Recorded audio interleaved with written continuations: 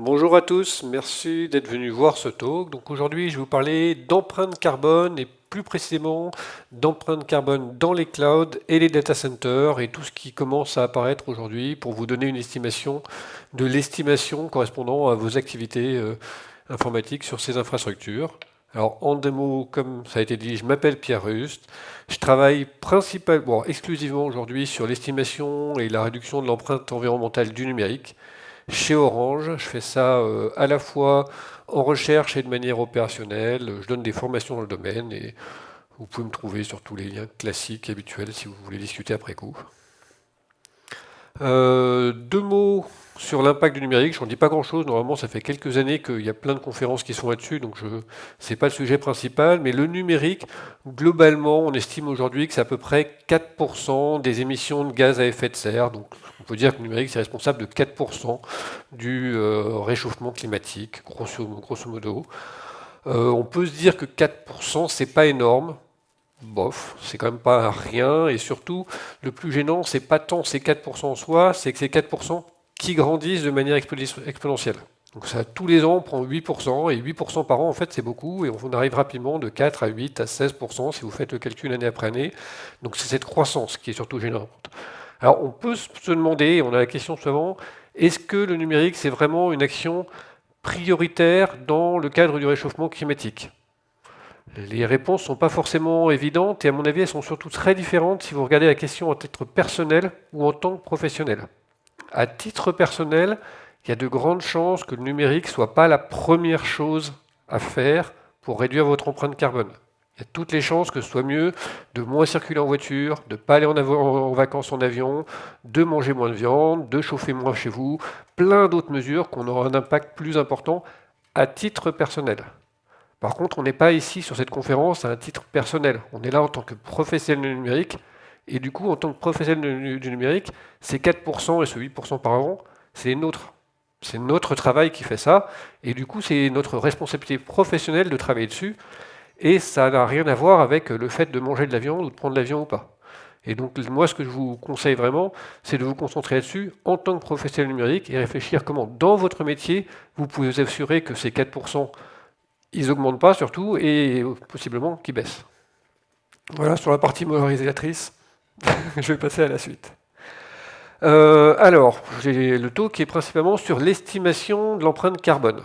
Alors pourquoi est-ce qu'on veut faire des estimations? Ça paraît bête comme ça un petit peu, mais en fait c'est évident, c'est que tant qu'on ne sait pas estimer ou mesurer quelque chose, on n'est pas capable de l'améliorer.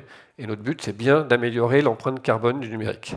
Donc on va faire des estimations, déjà pour se concentrer sur ce qui compte. Ça ne sert à rien de supprimer vos mails si en fait vos mails ne représentent rien du tout. Donc il va falloir d'abord identifier là où sont les gros blocs pour qu'on aille travailler sur cela en premier. Ça permet aussi de vérifier année après année, version après version de votre application, que vous allez dans la bonne direction. Parce que sinon, en fait, vous êtes en train de jouer à Colamaillard dans le noir, et bah, peut-être que vous allez vers la porte ou pas. Donc si vous ne mesurez pas, si vous n'estimez pas, vous ne savez même pas si vos mesures elles ont un effet. Enfin, ça a aussi une grosse utilité pour communiquer et convaincre vos donneurs d'ordre. Si vous ne pouvez pas leur montrer le gain que vous avez fait, parce que mine de rien, ça prend un peu de jour-homme de faire tout ça, donc si vous ne pouvez pas leur montrer des chiffres pour leur dire on s'est amélioré et entre guillemets ça se vend, et c'est vrai qu'aujourd'hui ça se vend, eh ben, vous aurez du mal à convaincre vos donneurs d'ordre et à faire des actions dans le domaine. Et enfin, ce n'est pas encore le cas aujourd'hui, mais ça va le devenir de plus en plus, la comptabilité carbone, ça devient quelque chose de super important, et à moyen, court terme, ça va devenir une contrainte légale. Alors il y a des endroits où c'est déjà le cas, aujourd'hui en tant qu'entreprise globalement, pas juste sur le numérique, mais le bilan carbone c'est déjà quelque chose d'obligatoire. Sur certaines activités, il y a des affichages réglementaires environnementaux obligatoires aussi. Moi, je travaille chez un opérateur télécom. Depuis janvier de cette année, on a l'obligation de publier à nos clients l'empreinte carbone de leurs activités sur nos réseaux. Donc, il y a des risques, ou des chances, à mon avis, que ça nous arrive aussi dans le secteur du numérique pour nos applis et nos services. Donc, avoir pris les choses un petit peu en avance, ça vous permet de vous préparer à ça et pas d'être surpris quand ça vous tombera dessus dans 1, 2, 3 ans.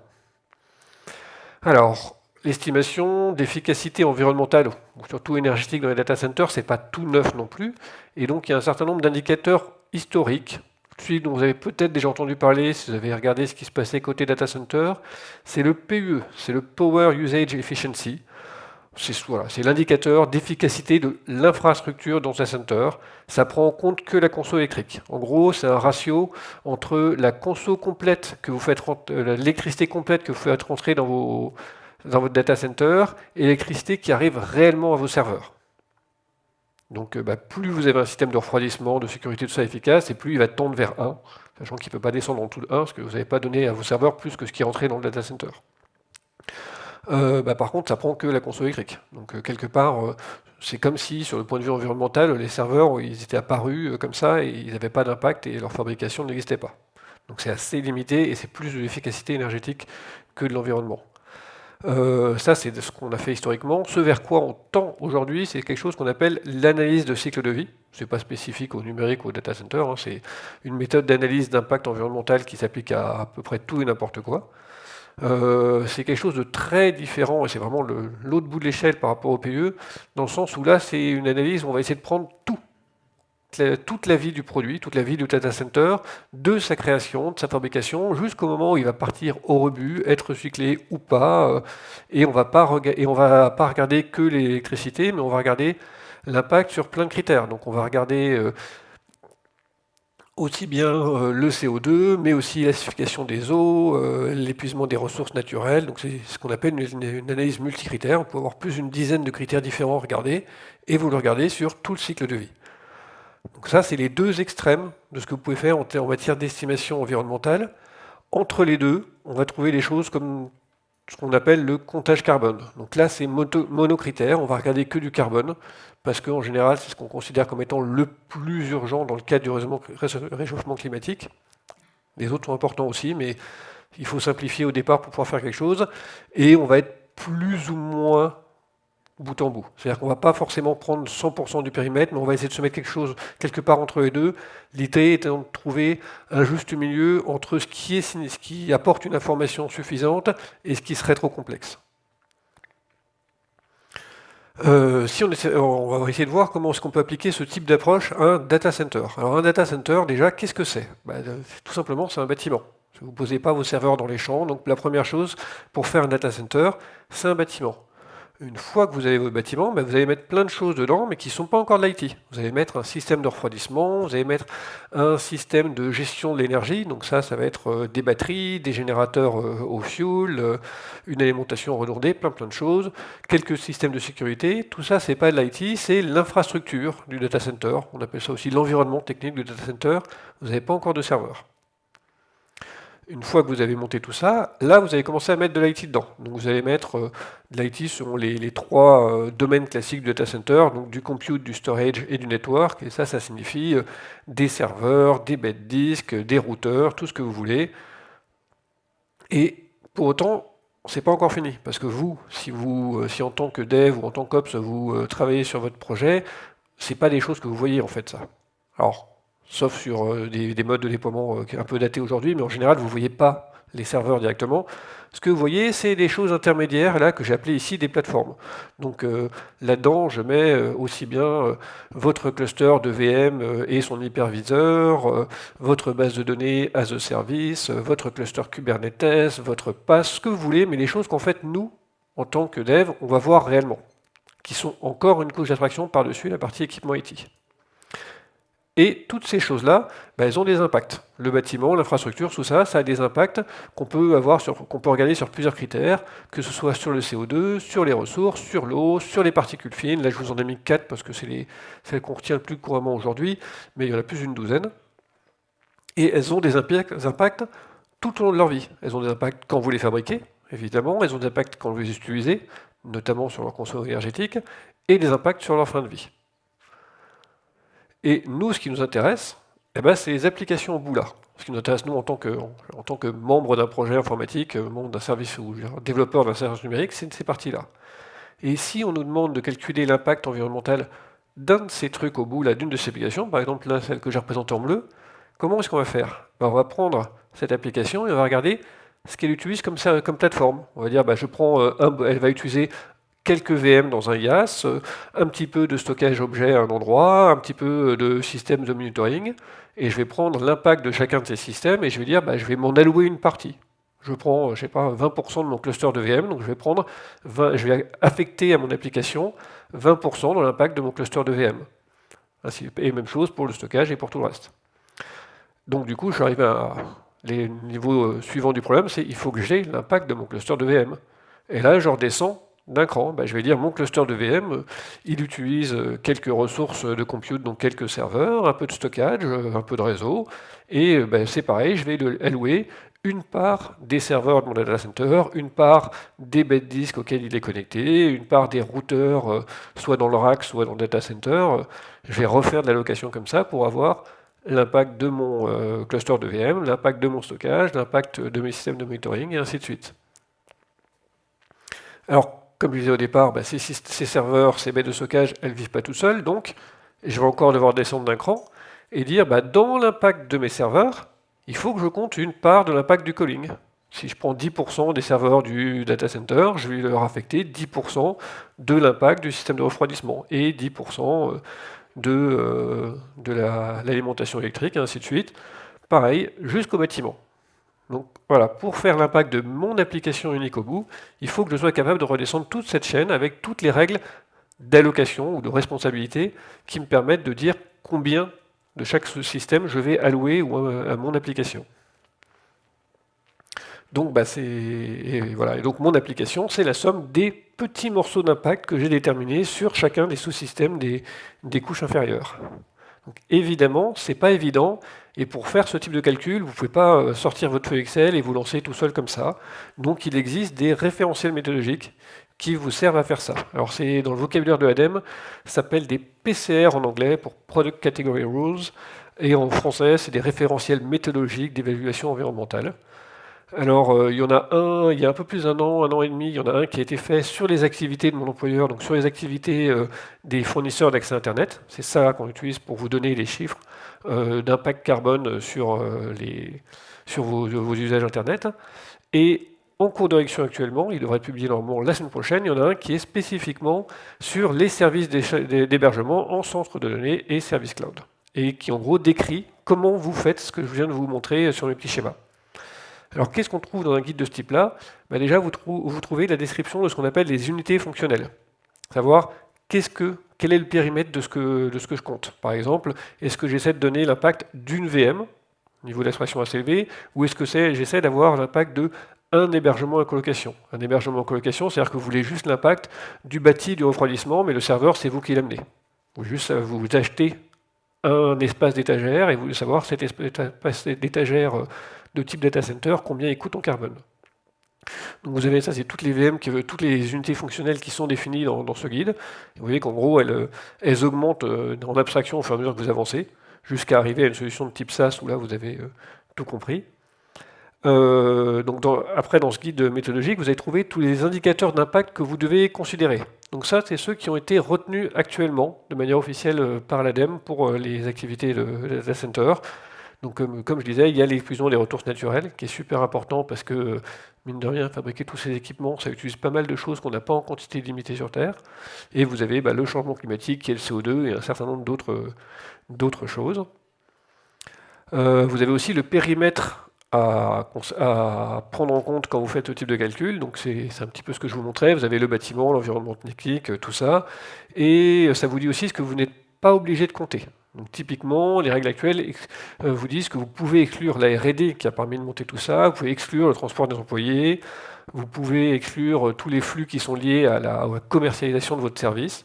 Alors, le fait qu'on les exclue ou pas, ça se discute. Est-ce que c'est une bonne idée ou pas, ça se discute, mais à la limite, c'est pas le plus important. Le plus important, c'est que le guide méthodologique vous dise s'il faut le faire ou pas, histoire que tout le monde le fasse de la même façon. Et donc là-dessus, c'est indispensable d'avoir un guide commun sur lequel tout le monde puisse se baser. Et enfin, le cœur du problème, ou le cœur du système, ce que ce guide va vous donner, c'est toutes les règles d'allocation à appliquer. Donc ça veut dire comment est-ce qu'il faut faire pour partager l'impact de la clim entre tous les serveurs du data center. Comment est-ce que je fais pour couper un cluster de serveurs en VM plus petites? Ça va vous donner toutes ces règles-là. Et mine de rien, ces règles-là, dans une activité comme la nôtre, où en gros toutes les infras sont massivement utilisées, c'est un petit peu le cœur du problème et l'essentiel de la complexité, et ça vous donne des choses de ce type-là. Donc là, c'est un document de travail, hein, parce que comme je vous disais, le guide final sera publié la semaine prochaine. Ça, c'est un des documents de travail de cet été. C'est juste pour vous, je ne rentrerai pas dans le détail, c'est juste pour vous montrer que les règles de navigation de ce type-là, c'est pas évident, vous ne pouvez pas les inventer tout seul et vous avez besoin d'une méthode pour le faire. Une fois que vous avez tout ça, et c'est tout ce que vous donne le guide, il vous manque encore une chose. Il vous manque les données de base. Parce que le guide vous a expliqué comment découper un serveur, par exemple, mais ça ne vous a pas dit combien représenter un serveur en CO2. Ça, il vous faut une source de données pour le faire, et c'est le cas dès qu'on fait des analyses de cycle de vie. Et il vous faut plein de données, comme par exemple combien ça représente en CO2 une tonne de béton. Parce que votre bâtiment de data center, il est fait en béton. Combien ça représente un serveur, combien ça représente 1 kW d'électricité. Alors pour avoir ce type de données, généralement, alors soit vous utilisez des logiciels de type ACV et qui ont des bases type EcoInvent qui contiennent plein de données de ce type-là. Vous avez aussi la base ADEME, la base Impact fournie par l'ADEME, ou la base Carbone aussi, aujourd'hui elles sont en cours de fusion, qui sont vachement bien et qui contiennent tout ça et qui sont en accès gratuit, donc je vous incite à aller jeter un coup d'œil. Sur l'électricité, vous avez aussi des gens comme Electricity Map qui vous donnent des chiffres qui sont très bien. Par contre, toutes ces sources de données, jusqu'à présent, étaient très mauvaises pour vous donner l'impact du hardware informatique. Donc pour avoir la tonne de béton et le kilowatt d'électricité, c'était très bien. Par contre, pour savoir combien représentait votre serveur, il n'y avait pas de source de données fiable. Depuis peu, maintenant, on commence à avoir deux sources de données qui proposent des chiffres corrects. Il y a Negaoctet, donc ça c'est un consortium qui avait été financé par l'ADEME et qui a proposé plein de chiffres de ce type-là sur des serveurs, des écrans, tout ce que vous pouvez utiliser dans l'IT. Par contre, la difficulté, c'est que la base de données elle-même, elle est payante et c'est quand même assez cher. Et sinon, vous avez aussi une association qui s'appelle Boavista. Il n'est pas là, mais il y a des membres de Boavista qui sont dans l'orga de Coder en scène et ils font des choses super bien, ces gens-là, parce qu'ils ont refait la même chose, mais en version ouverte. Et donc là, vous avez les chiffres complets, consultables, et la façon dont ils les ont obtenus. Donc, potentiellement, ils sont peut-être un peu moins précis que ceux de Negaoctet, mais en pratique, vous y avez accès, ils marchent très bien et ils sont largement suffisants à l'heure actuelle pour le niveau de maturité qu'on a dans le domaine. Donc on commence à avoir ces données-là et on commence à avoir une vision complète qui nous permet de faire ce type de calcul. Et quand on le fait, qu'est-ce que ça nous donne comme résultat? Eh bien, ça nous dit que globalement, on a des variations énormes d'un endroit à l'autre et qu'on ne peut pas utiliser des valeurs moyennes, il faut faire le travail pour votre application. Vous ne pouvez pas vous dire, sur les applications, c'est en général ça dépend du data center sur lequel vous êtes, ça dépend du pays dans lequel vous êtes. Typiquement, si on essaie de regarder la répartition entre ce qui vient de l'usage, donc l'électricité que vous consommez, et ce qui vient de la fabrication, eh ben, ça peut varier entre 30 à 80% la fabrication.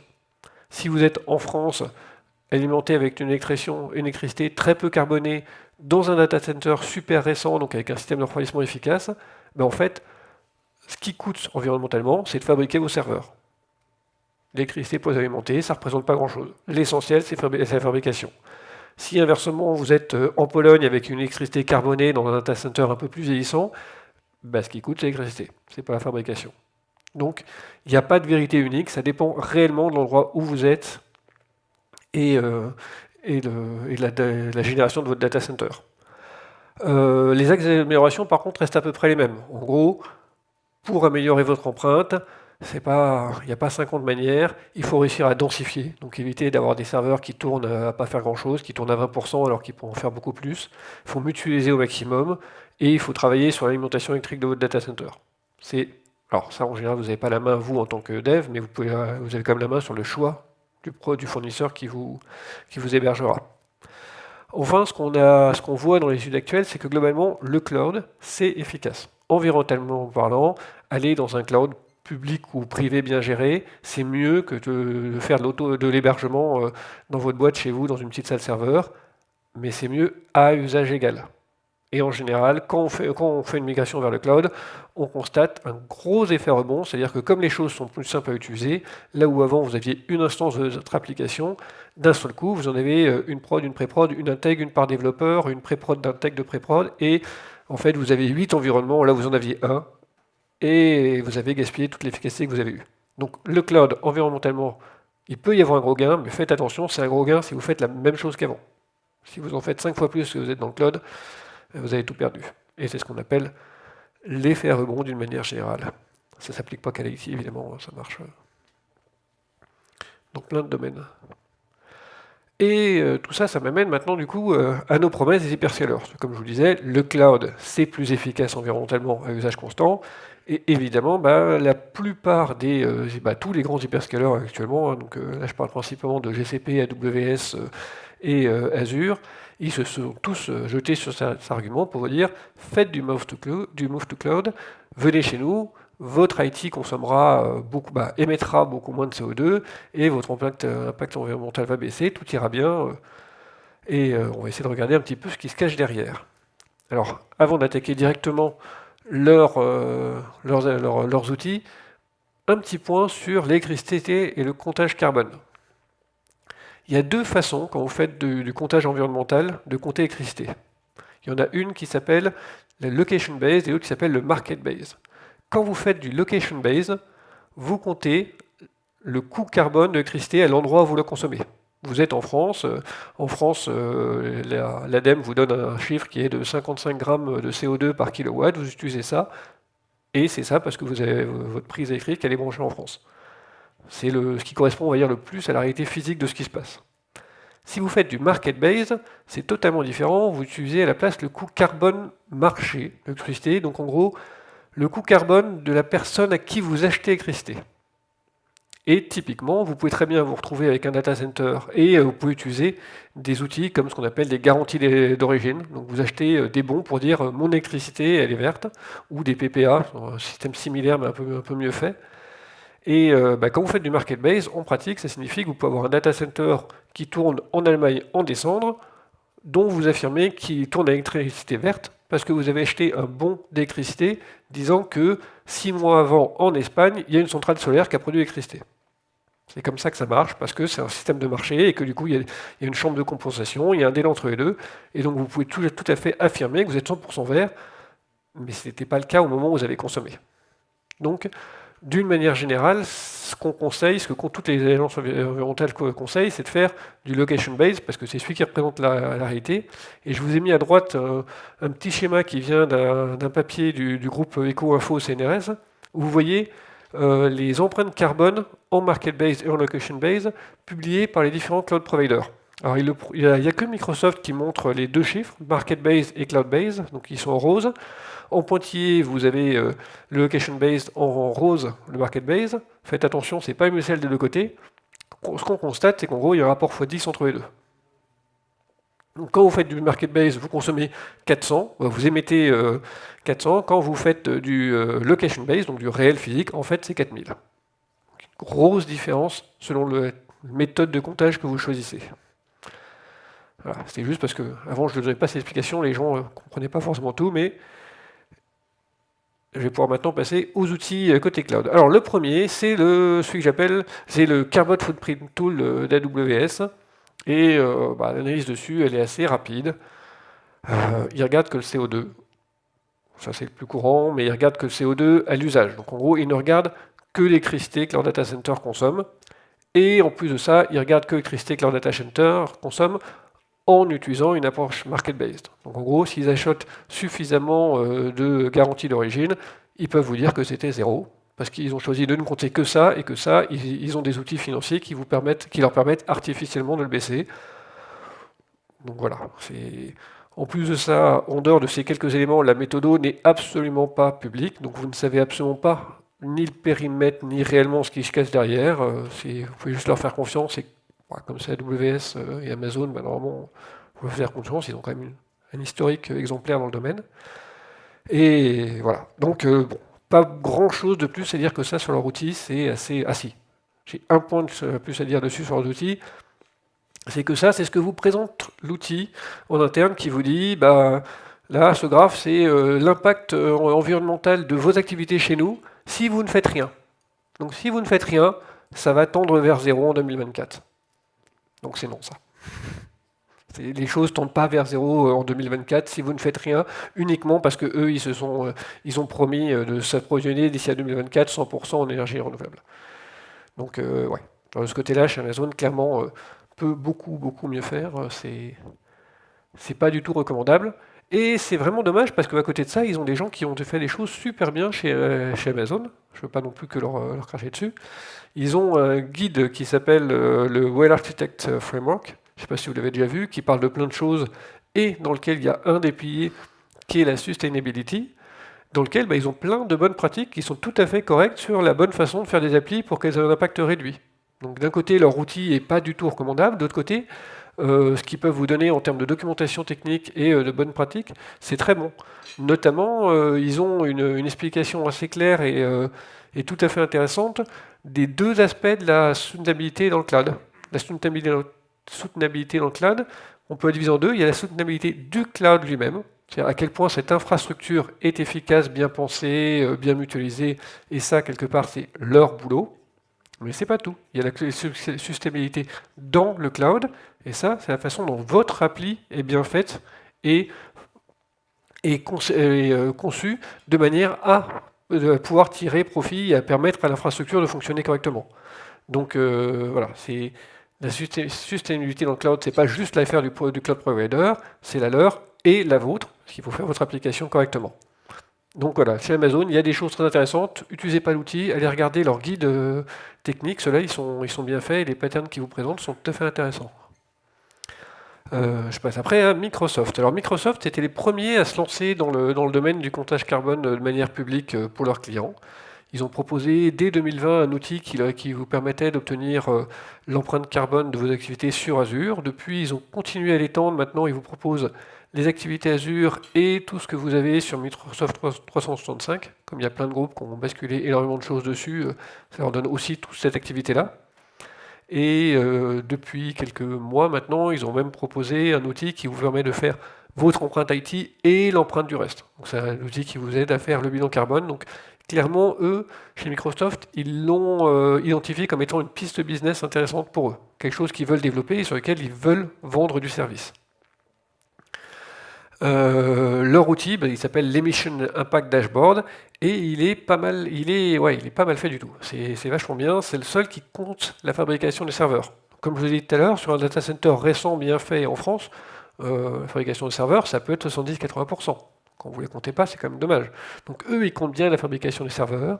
Ils ont une méthodologie qui est certifiée de manière externe par un cabinet qui valide que c'est conforme au GHG protocole, donc l'instance internationale de comptage du carbone. Malheureusement, elle n'est pas transparente. Ils ne la publient pas entièrement, donc ça c'est dommage. On aimerait bien voir un petit peu comment ça se passe et ce qu'ils ont utilisé comme facteur d'allocation. Mais le fait qu'elle soit certifiée de manière indépendante, c'est déjà quand même un grand plus.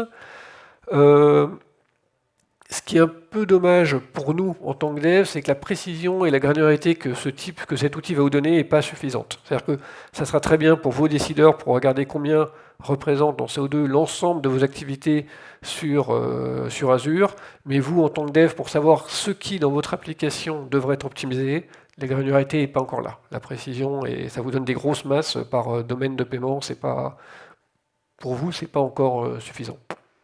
Et par contre, dernier point beaucoup moins plaisant, c'est que l'accès est payant. C'est pas parce que vous êtes client Azure que vous aurez forcément accès à cet outil pour connaître vos émissions de gaz à effet de serre.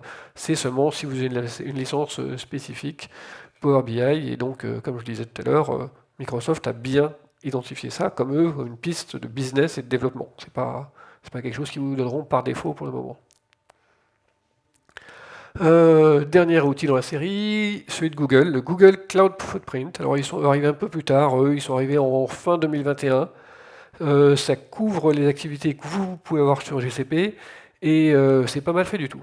Globalement, là, ce que je vous présente, c'est un petit peu c'est le fonctionnement de leur système. Vous pouvez pas lire, c'est trop petit, mais c'est très proche en fait de ce que je vous ai présenté au départ. Ils partent exactement comme je vous l'avais montré des machines. Ils allouent aux machines la fabrication du refroidissement et du bâtiment. Ils redécoupent les machines en services. Après, ils allouent les services aux unités d'œuvre, aux unités de travail que vous achetez.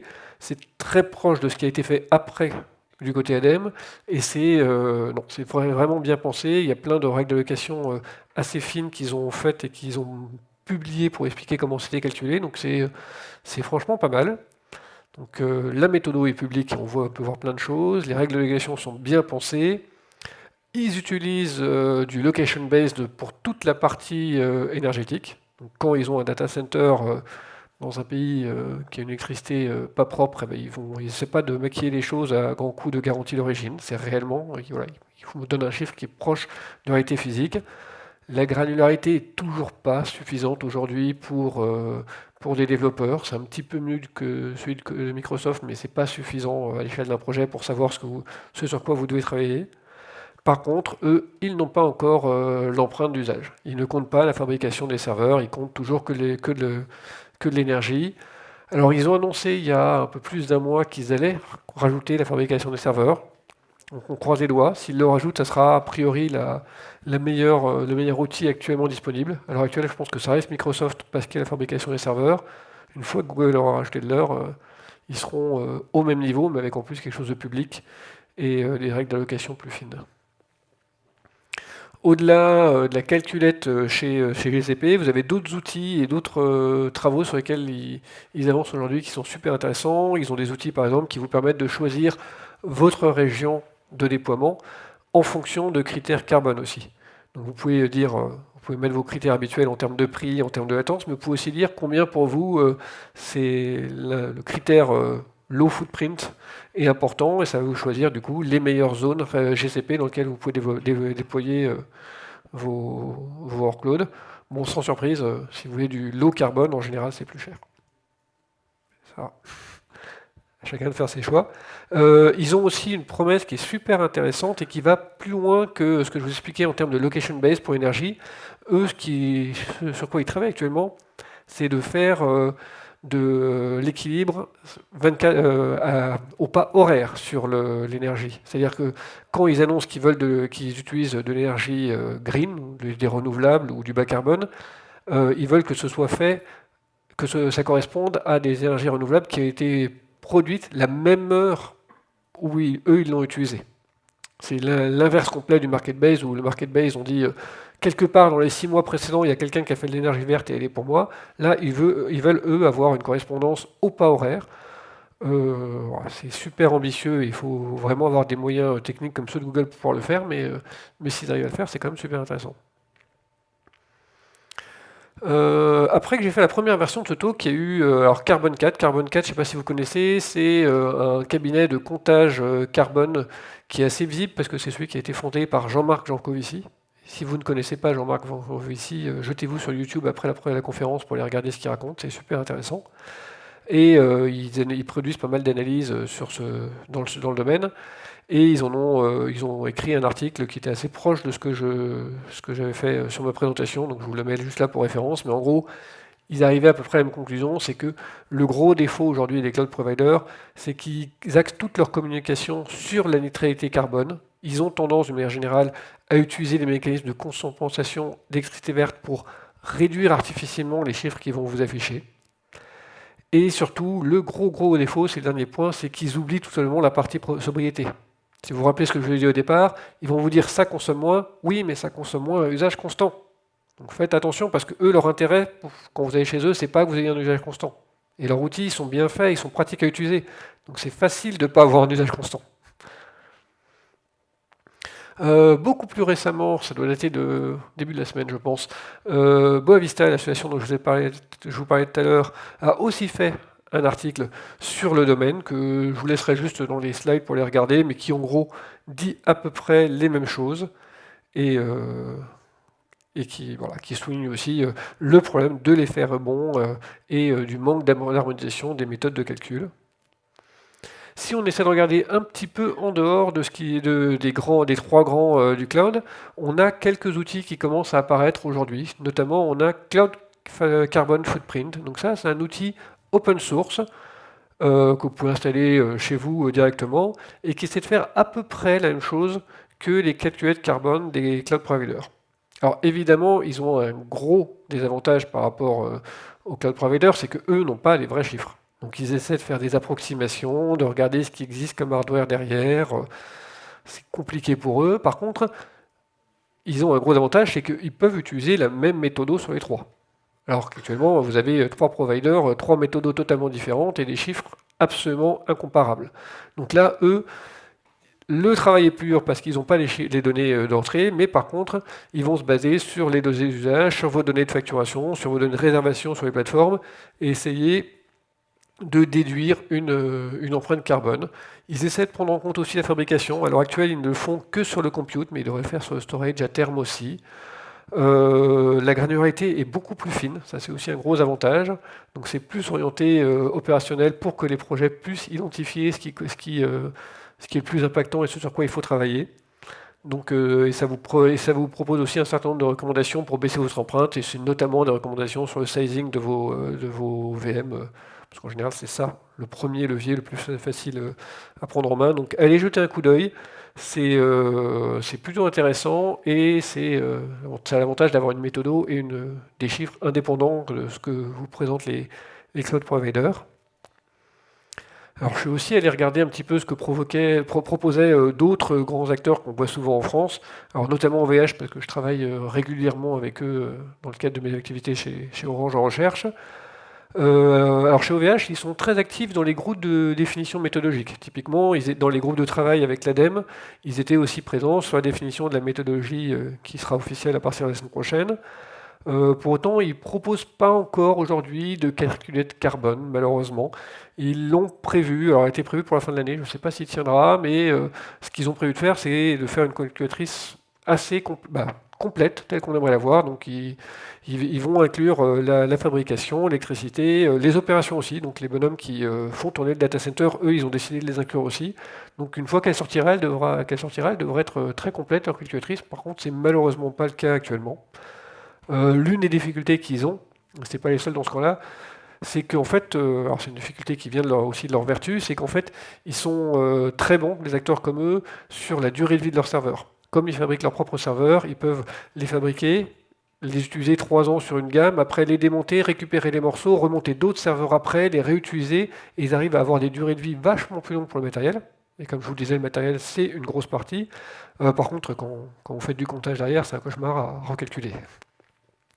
Mais c'est bien à faire, et des acteurs comme eux voilà, sont très bons sur le reconditionnement, la fin de vie des serveurs et l'économie circulaire de manière générale, parce qu'ils maîtrisent l'ensemble de la chaîne, ce que vous ne pouvez jamais faire sur les data centers en propre. Les data centers en propre, la plupart des acteurs grands groupes qui en ont, en gros, quand le serveur Dell ou HP il a fini sa date de garantie, il sort. Parce qu'on ne peut pas se permettre de les garder après. Un acteur comme ça, lui, il n'a pas de date de garantie, c'est son serveur, il leur démonte, il leur remonte un autre, il leur met dans une autre gamme qui revend moins cher. Ils peuvent faire beaucoup mieux. Un autre acteur que j'ai, alors ça depuis la dernière fois que j'ai présenté à une conférence où il y avait aussi Tristan Netto. Donc Tristan Netto, pour ceux qui ne le connaissent pas, c'était le monsieur Firefox Europe pendant des années, et aujourd'hui il est rentré depuis peu chez Skyway en tant que représentant environnemental. Donc il m'a dit qu'il faut quand même parler de ce qu'on fait, parce qu'ils font aussi a priori les choses très bien, c'est Skyway. Alors ils n'ont malheureusement pas non plus de calculette carbone encore pour le moment. Par contre, c'est vrai qu'on regarde, ils font pas mal, ils font beaucoup d'efforts sur la partie efficacité énergétique, consommation d'eau, et pareil, comme OVH, c'est un acteur qui a l'avantage d'avoir la main complète sur son infra, donc ils peuvent faire beaucoup de choses sur la durée de vie de leur serveur, et ils annoncent pousser leur serveur jusqu'à 10 ans de durée de vie, ce qui pour le coup est assez impressionnant, parce que la durée de vie standard de garantie chez un fournisseur de serveurs c'est plutôt 5 ans, et dans le data center, si vous poussez jusqu'à 7 c'est bien, donc 10 c'est vraiment exemplaire. C'est quasiment ma conclusion. Alors, comme ça, vous aurez encore quelques minutes pour vos questions. Maintenant, de votre côté, vous n'êtes pas Ops, vous ne faites pas du comptage carbone, ce n'est pas votre métier. De quoi est-ce que vous avez besoin pour bien faire les choses à l'échelle de votre projet? Ce qu'il vous faut, c'est des calculettes simplifiées. Vous ne pouvez pas vous amuser à dérouler la méthode de l'ADEME telle que je vous l'ai montré. Ça prend quelques heures, des grosses feuilles Excel et plein de chiffres de base que vous n'avez pas. Donc ce dont vous avez besoin, c'est que les gens qui hébergent vos applications vous fournissent une calculette simplifiée où vous puissiez dire moi j'ai réservé 3 VM, 4 pods, j'ai tant et tant de gigas en block storage, et que ça vous donne des chiffres à la fin et que ça vous dise quels sont les morceaux de votre application qui sont les plus impactants. C'est ça qu'il faut actuellement au projet. Si vous êtes dans un grand groupe, en général, les gens sont en train d'y travailler. Si vous êtes sur un cloud provider, ils sont en train de commencer à proposer des outils de ce type-là, mais ce n'est pas encore suffisant parce que la granularité ne vous permet pas de travailler, mais c'est les choses qui arrivent. Aujourd'hui, tant que ce n'est pas disponible, ce que je vous conseille, c'est de réfléchir uniquement en matière de réservation. Regardez là où vous avez demandé le plus de puissance en réservation, et ça sera une approximation au premier ordre assez correcte de votre empreinte environnementale. Mais à terme, demandez ça à vos hébergeurs, c'est de ça dont vous avez besoin dans vos projets pour, pour pouvoir faire les choses. Ne vous lancez pas dans des calculs ultra compliqués à la louche, ou alors rejoignez Bovista si les calculs vous intéressent. Ils font ça et pourront vous aider à faire ce genre de choses, mais chaque projet ne peut pas se permettre de consacrer cette ressource à faire son propre calcul de coin de table de son côté. Vous avez besoin d'outils pour le faire. Enfin, une fois qu'on aura ces calculs, on ne sera pas quand même non plus au bout du problème. Je vous ai parlé majoritairement de carbone, c'est pas notre seul problème, c'est dommage. C'est déjà un gros problème, mais si on avait eu que celui-là, ça aurait été moins gênant. On a plein d'autres choses qui vont nous poser problème. Donc on a un réchauffement climatique, évidemment. Alors il y a quelque chose qui s'appelle les limites planétaires. Je ne vais pas vous les présenter toutes, mais si vous avez un peu de temps après à les regarder, c'est les différents domaines sur lesquels on commence à avoir des soucis et on commence à se dire que, en fait, on touche, voire on a déjà dépassé ce que la planète peut supporter en termes d'exploitation. Donc il y a le réchauffement climatique, mais il y a aussi des choses comme les ressources. Est-ce qu'on a assez de métal, de terres rares, toutes ces choses-là, la purification de l'eau, la pollution de l'eau, de l'air, les méthodos de comptage, elles évoluent toutes aujourd'hui pour ne pas faire que du comptage carbone, mais pour faire du comptage multicritère et intégrer ces choses-là. Donc la fameuse calculette carbone dont je vous parlais avant, à moyen terme, il faut que ça devienne une calculette qui ne vous parle pas que de carbone, mais du reste aussi. Et tant qu'on n'a pas ça, on risque d'avoir des effets de bord comme faire du transfert de pollution. C'est-à-dire qu'on va améliorer les choses côté carbone, mais on risque de les empirer sur un autre critère, typiquement épuisement des ressources. Donc ça sera l'avenir. Vous ne l'avez pas encore aujourd'hui. Aujourd'hui, du carbone, c'est déjà très bien. Et pour conclure, qu'est-ce qu'on peut dire de tous ces outils aujourd'hui ? Alors, on va commencer par ce qui ne va pas. Ce qui ne va pas, c'est qu'aujourd'hui, voilà, vous avez des méthodes différentes, vous avez des périmètres considérés différents, donc le message à retenir, c'est ces chiffres, regardez-les, mais ne les comparez jamais entre eux. Vous ne pouvez pas prendre les chiffres donnés par Google et les chiffres donnés par Azure et vous dire Azure c'est moins important, c'est là-bas qu'il faut que j'aille pour l'environnement. Aucune idée duquel est le meilleur. Les méthodos, les chiffres font que c'est totalement incomparable, donc ne vous en servez pas pour ça. Servez-vous-en, mais uniquement pour vous comparer contre vous-même dans le temps, pour vérifier que version après version, vous améliorez les choses. Ça peut servir, c'est déjà énorme, c'est déjà très utile pour ça, mais pas pour comparer les fournisseurs, même si aujourd'hui c'est des choses qu'on aimerait faire dans les appels d'offres. Aujourd'hui, la maturité n'est pas là pour le permettre. Dans les autres choses qui ne vont pas, comme je disais, la granularité aujourd'hui n'est pas suffisante pour notre population technique, dev, qui sont réellement dans le cambouis. C'est plus orienté sur des gens qui sont beaucoup plus hauts, qui voient les choses de manière beaucoup plus macro. Pour autant, c'est quand même une bonne chose. Déjà, c'est un grand progrès que ce soit arrivé. Il y a 3-4 ans, on n'aurait pas forcément parlé dessus, donc c'est une très belle évolution. Ça devient un argument commercial, et ça, à mon avis, c'est une bonne chose. C'est que ça veut dire que ça va se développer. Parce que si ce n'est pas un argument commercial, globalement, ça va rester dans un coin, ça va vivoter, ça ne va jamais rien donner. Si ça devient un argument commercial pour les clouds, ça veut dire qu'ils vont continuer à travailler dessus et qu'ils vont être forcés de vous proposer quelque chose de qualitatif. Typiquement, AWS, je mets ma main à couper que sous quelques mois, ils vont sortir un outil qui soit plus décent parce qu'ils ne tiennent pas la comparaison par rapport aux deux autres et qu'ils ne peuvent pas se permettre d'avoir quelque chose d'aussi grossier si les deux autres fournisseurs proposent des outils plus qualitatifs. Enfin, un autre point positif, c'est que la standardisation est de son cours. Donc, comme je vous disais, le guide de ADEME qui vous explique comment faire ça, il sort normalement la semaine prochaine. La présentation publique, c'est le 22. Alors, il est français, mais en général, en France, on est quand même plutôt précurseur dans le domaine, donc il y a de bonnes chances qu'il s'étende après, qu'il passe au niveau européen et que ça soit la graine qui permette de pousser ça au niveau international. Et le côté positif, c'est que tout le monde commence enfin à se mettre d'accord pour dire qu'il ne faut pas compter que de l'électricité, mais qu'il faut compter aussi la fabrication de toutes ces machines. Voilà, donc pour conclure, utilisez ces outils, demandez-les à vos exploitants, à vos fournisseurs de cloud, à vos hébergeurs s'ils ne les ont pas. Et dans les slides plus près, vous verrez plein d'autres sources si le sujet vous intéresse. Il y a plein de gens qui font aujourd'hui des choses intéressantes dans le domaine. Plein de lectures et plein de trucs intéressants à voir. Et si vous avez des questions, n'hésitez pas. Merci beaucoup. Et il nous reste donc 4 voire 5 minutes pour des questions. Je commençais par là, première main que j'ai vu lever. Merci. Dans la même lignée que la question de l'argument commercial qui est, dans ce que tu as dit, positif, Ouais. pour le coup, je comprends la notion de différence entre location et market. Ouais. Mais pour moi, pareil, je verrais ça plutôt comme quelque chose d'assez positif parce qu'en fait, si on augmente la demande spécifiquement d'énergie verte, ça veut dire aussi qu'on finance la construction. Alors ça, c'était la théorie qui ont mené à la création des garanties d'origine initialement. Au départ, on a créé les garanties d'origine en disant ça va amener du financement sur les énergies renouvelables, donc les gens vont fabriquer plus. En pratique, on constate que ça marche pas bien, voire pas du tout. Alors typiquement en France, les garanties d'origine que vous pouvez acheter, elles sont à 90% issues, elles correspondent à 90% à la production électrique des barrages hydroélectriques qui ont été construits dans les années 50 à 60. Donc ça favorise pas la fabrication de nouveaux électriques. En tout cas, ça n'a pas marché. Les PPA, qui sont un autre mécanisme du même type, où là vous avez un lien direct, c'est pas juste un bon de papier sur une place de marché, c'est un lien plus direct entre le producteur et le consommateur, sont dans ce sens-là beaucoup plus vertueux. Ils sont aussi du market base, mais c'est beaucoup plus vertueux qu'une garantie d'origine. La promesse initiale de la garantie d'origine, alors je ne suis pas spécialiste d'énergie, mais le consensus, d'après ce que je peux te lire dans le domaine, c'est que c'était le but et ça n'a pas marché. Ok, merci.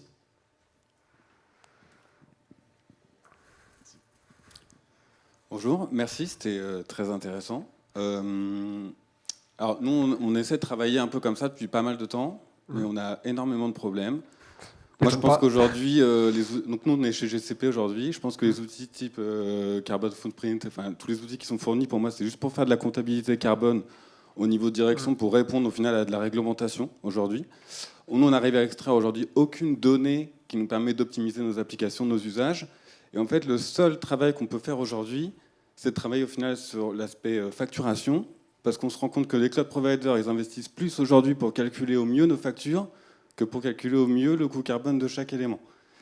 Et donc, ça veut dire qu'en fait, on travaille dans cette logique-là plutôt avec une logique de ratio monétaire, mais ce qui est totalement incohérent avec les instances de type spot, qui sont au final bradées quand il n'y a pas d'usage.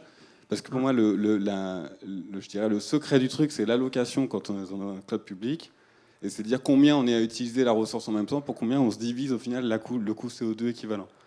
Donc je ne sais pas si vraiment, en réalité, ces outils-là, à terme, sont destinés, enfin, je voudrais avoir ton avis, est-ce qu'ils sont destinés à des équipes techniques, réellement, pour prendre des vraies décisions, dire on va optimiser notre infra, pour améliorer notre empreinte, ou au final, est-ce que c'est vraiment qu'à destination de la partie, je dirais, légale de la structure comptabilité carbone?